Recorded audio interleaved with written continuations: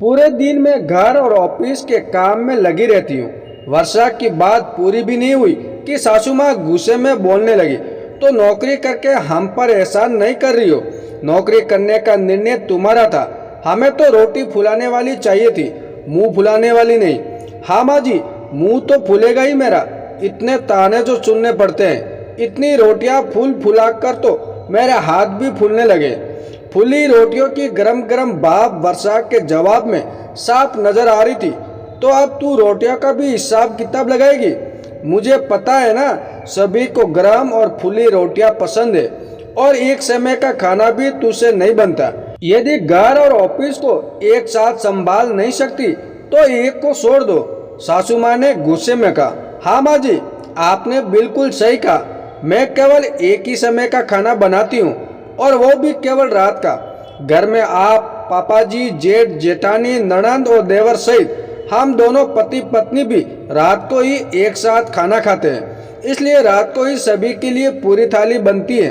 कहने को मैं एक ही समय का खाना बनाती हूँ, क्योंकि हमारे यहाँ कोई नाश्ता तो करता नहीं, इसलिए सुबह सभी फल खाते हैं। जिसकी जिम्मेदारी आपने ली हुई है, सभी को फल पकड़ाकर वर्षा ने व्यंग से सासू माँ की तरफ देखा तो गुस्से में उनकी आंखें लाल हो गई। इससे पहले वो वर्षा को कुछ और कहती, वर्षा ने जेठानी की तरफ देखा। और दोपहर को सभी पुरुष दुकान पर जाते हैं, इसलिए जेठानी जी सभी के लिए दाल और चावल, वो भी माइक्रोवेव कैसरोल में बनाकर देती हैं, और सभी दुकान पर ही अपनी अपने प्लेटों में खाते हैं और वही साफ करके रख देते हैं। इसलिए दोपहर को तो नाम मात्र के ही बर्तन होते हैं, लेकिन असली काम तो सुबह ही चाय और रात के खाने का होता है। वर्षा की बात सुनकर जेठानी बगले झांकने लगी।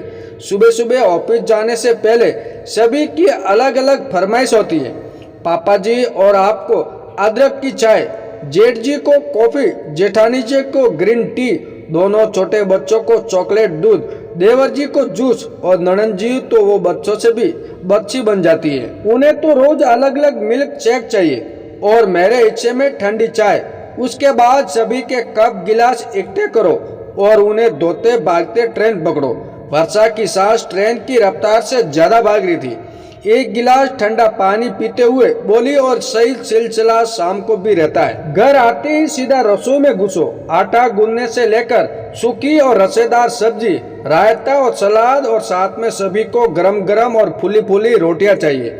रसोई से डाइनिंग टेबल तक रोटी पहुंचाते पहुंचाते मुंह के साथ मेरे पैर भी फूल जाते हैं। मैंने कितनी बार आपको कहा है माँ जी, एक साथ रोटियां बना लेती हूँ, लेकिन आप मना कर देती हो। यहाँ तक जिसकी रोटी फूली नहीं होती है वो मुंह फुला लेता है और दूसरी रोटी ले लेता है। मेरे लिए न तो नाश्ता बनता है और न ही दोपहर के दाल चावल। मुझे चावल खाए कितना समय हो जाता है, लेकिन रात को कोई चावल खाता नहीं, इसलिए बनते भी नहीं। जेठानी जी को कई बार मैंने कहा भी, मेरे लिए चावल रख देना, मैं रात को खा लूंगी, लेकिन घर में बासी खाना नहीं रखते, ये कहकर मुझे चावल खाने को नहीं मिलते। लेकिन रात की बची बिना फूली बासी रोटियां लंच में मेरे हिस्से में आती है। वो भी सब्जी बच गई तो ठीक, वरना अचार या चटनी के साथ खाओ। इसके अलावा रात को ढेर बर्तनों का अंबार, वो भी मुझे ही साफ करने पड़ते हैं। घर में हम 4 औरतें हैं। माँ जी, चलिए आपकी उम्र हो गई है, लेकिन जेठानी जी और ननंद कुछ तो मेरी मदद कर सकती हैं। कभी सलाद काटने, रायता बनाने और यहाँ तक खाना परोसने से लेकर बर्तन उठाने तक मैं मेरी कोई सहायता नहीं करता। घर में सभी वर्षा को हैरानी से देख रहे थे। उसकी बात गलत नहीं थी, इसलिए सभी ने चुप रहने में अपनी भलाई समझी। माना ये नौकरी मैं अपनी मर्जी से कर रही हूँ, लेकिन इसका अर्थ यह तो नहीं कि मैं दोहरी भूमिका निभाते निभाते पिसती रहूँ। घर की जिम्मेदारी मेरे साथ साथ आप सभी को भी तो है। मुझे तो एक छुट्टी भी नहीं मिलती। इतवार को सभी के लिए गर्मा गर्म पराठे, आलू भाजी और खीर बनाने की जिम्मेदारी भी मेरी। छुट्टी का दिन होने के कारण हर कोई अपने अपने समय पर उठता है और गर्मा गर्म नाश्ता मांगता है। सुबह से दोपहर पराठे बनाने में हो जाती है। न तो अपने लिए वक्त मिलता है और न ही कहीं बाहर जाने का।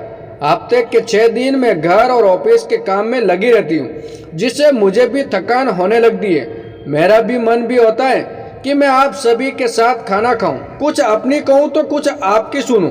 कहते हुए वर्षा की आंखें सजल हो उठी माँ जी, जेठानी जी और मैं दोनों ही इस घर की बहू हैं, इसलिए हम दोनों का घर का काम बराबर का ही होगा। कल से हम दोनों के लिए काम की अदला बदली होगी।